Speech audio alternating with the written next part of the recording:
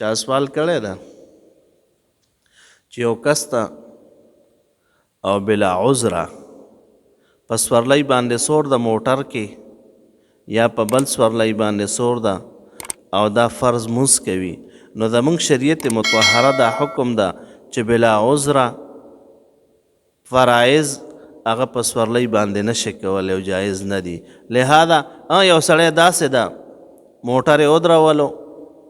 او دا په موټر کې ناسته په ولاړې باندې موټر ولاړ ده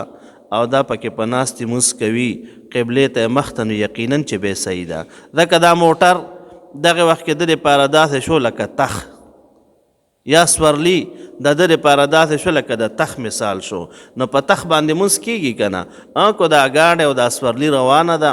او دا پې فرایض کوي او بلا عذره، نو د دا مونځ نه کېږي.